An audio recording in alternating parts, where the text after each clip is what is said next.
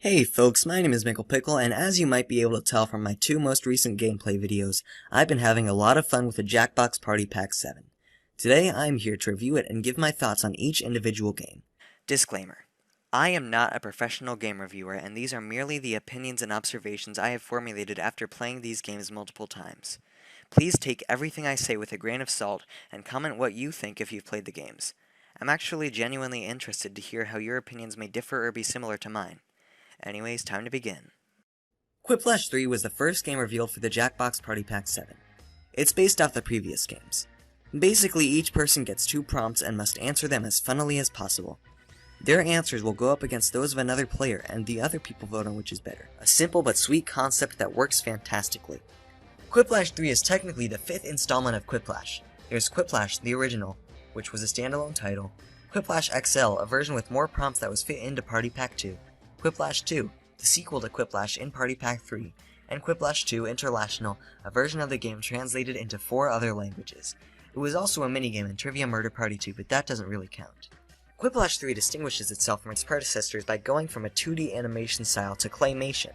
As far as I know, this is the first Jackbox game to primarily use a style that's not computer animation.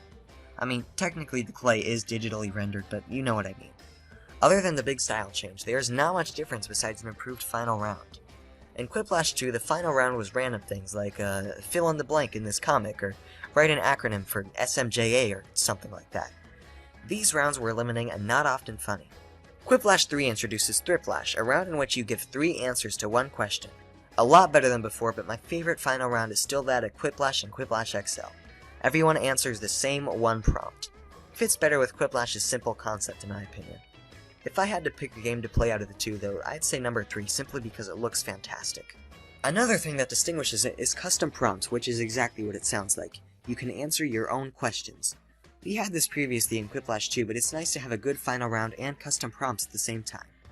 You can now download featured custom content from the game, but Jackbox Games themselves is seemingly the only party that can upload, which is disappointing but understandable.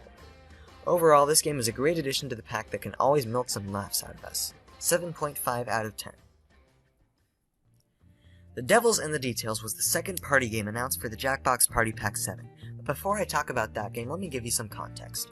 On April 1st, 2019, Ryan from Jackbox Games announced a new game called Everybody Helped Grandma, and as he puts it, and the response was overwhelming, which was unfortunate because it was an April Fool's joke and it didn't actually exist. So yeah, like he said, everyone loved the idea. Funnily enough, on April 2nd, 2020, just barely over a year later, they announced a game similar in style called The Devil's in the Details. I do believe that this quote-unquote prank was actually a way to see what people thought about the idea, since it was a little daring for Jackbox, or at the very least they decided to make the devs in the deeds after people expressed how much they did indeed want it. Basically, you play as a family of devils who moved from hell to a modest bungalow, trying to fit in with the herd. Pitchforks in the pool? Life on Earth is Sorry, I'm getting off track.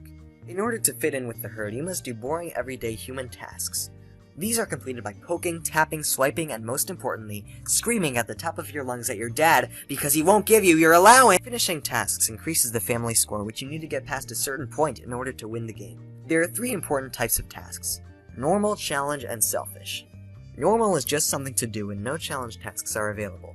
Busy work, essentially, though still fun. They cut you some individual points, and they add a few to the family score as well. They are worth doing if there's nothing else. Challenge tasks are tasks that need to be completed in order to win the game. If you don't complete a certain amount, you lose. They give a huge boost to both your personal score and the family score. Win-win!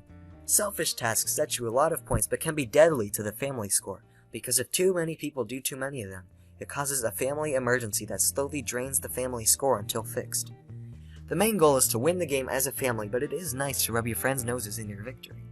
This game is, I'd say, the best of the pack, but this is a controversial opinion because this type of game is not for everyone, so I'm gonna give it a 9 out of 10.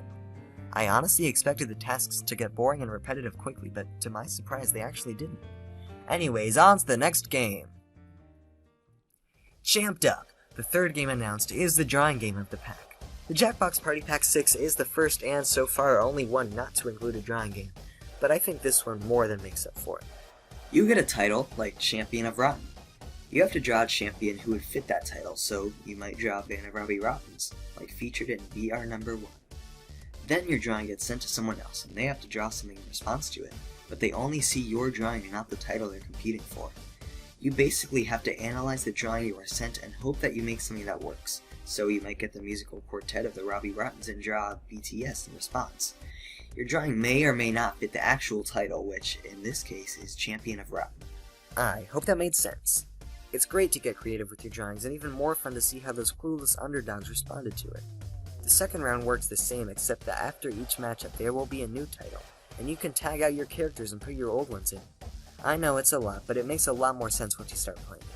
I tend to favor the more complicated games such as Push the Button and Devils in the Details over simpler games like Quiplash, but darn it if this isn't one of the funniest games I've ever played. Each and every round we come in with a clean slate and leave with a ton of new inside jokes. Jamped Up is, in my opinion, the best drawing game Jackbox has ever made and one of their best in general. That's high praise considering the competition. It's not my number one favorite, but it's up there. It also has one of the best soundtracks out of any Jackbox game. That's pretty much a universal opinion. 8 out of 10. In Talking Points, the fourth game, you must improvise a presentation of random text and pictures that your assistant chooses for you. You get a title, all of which are created by other players. A picture, a text slide, a picture, a text slide, and a picture. By the end of the presentation, you're usually on a rant about an entirely different topic, but that's part of the charm. I mentioned an assistant. Each player is assigned an assistant, and that person chooses the next pictures and text the presenter must read. They can help the presenter, or hinder them. Just be warned, you get half the points that your presenter gets, so it might be wise to help them. Each player is the presenter and assistant once, and during the rest of the presentations they are merely an audience. They upvote and downvote the presentation as it's going on, which directly determines the score. More upvotes means good score, and more downvotes means bad score. It creates a really cool looking graph at the end so you can see which parts of your presentation specifically bombed in a good way and which parts bombed in a bad way. Here's an example of a presentation. Hello, my name is Mikl, and my talk is... Become an expert on BTS plus horse in less than 5 minutes. Now, you may be wondering, how are we going to get all this information on BTS plus horse? Well, my friend, yesterday I bought a spy kit from the dollar store and we are going to use it to examine BTS plus horse in their natural habitat. So let's get started. When I was collecting the research, the data, for this presentation, there is one thing that I did unfortunately overlook. You know the movie Madagascar? Yeah, essentially the animals get put on a ship and they get sent to Madagascar. The same thing unfortunately happened to BTS while I was researching them. They were kidnapped. Put on a ship, put into crates, and then they were sent to the island of Madagascar. Talk faster. Now I'd like to leave you with a poem to go with this next image. Oh, That's literally BTS. Dance in my pants. We will go trance. How far will we go? To Madagascar we will go. The end. That's a thank you, you fool. wow, that is a mean. That is a mean. Lauren, what the hell? I'm so sorry. I've been least engaged for everyone. Yeah, but No. why me? I thought I was different. Let me give you At the end of the game, each player gives out an award to one specific presentation they liked, which results in a huge boost of points for that player. Add all those variables up and there's your final score. So yeah, simple premise, very complicated execution, but it all makes sense when you play. It's easy to learn as you go from the game rather than from a small man telling you how to play all 5 games all at once.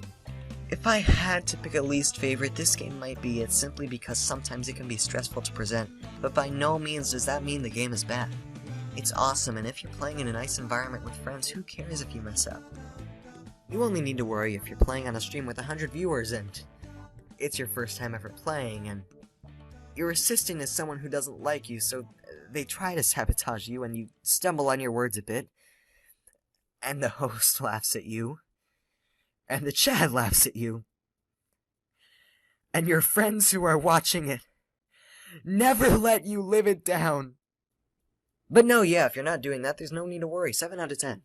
Bonus!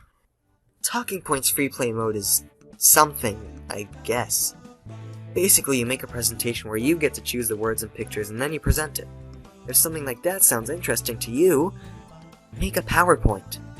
Now, if there were other things you could do, like send your presentation to someone else and make them present it, then you've got something there, but as it is, Talking Points free play mode is mediocre. At best. 3 out of 10. The last game in the pack is Blather Around, a guessing game, and as some have described it, essentially charades, but you're using words, which is literally the opposite of what charades is, but it still somehow fits. I can't explain it any better than this simple tutorial, so I'll dub it. Welcome to Blather Around, the game where you have a fabulous time struggling to communicate. You're going to present a secret prompt, like Moby Dick. You'll describe it to everyone else with sentences like this one. Now, you can change some of these words, but your options are very limited. Everyone else will be guessing, while you make more elaborate sentences. Oh, It's a lot like Free Willy 2. Moby Dick! Be fast Fast to win big. And teamwork is rewarded. So talk out loud and work together. Blather Around is coming this fall. Oh wait, I don't need to do that part. So yeah, essentially you describe prompts with limited word choices. You can incorporate players' guesses into your sentences, and that small yet significant aspect adds to the personalness of the game.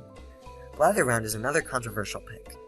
The other games in the pack are very fast-paced and high energy, but this one is fairly chill and relaxed. Some people don't mind this, and some people really hate it. Personally, I don't mind. The game can drag on when you've got a lot of players, but most of the time it really doesn't. I think my favorite part about the game is, while most of the other games feel awkward with 2 to 4 players, this one can make that many people seem like a lot due to its slow nature.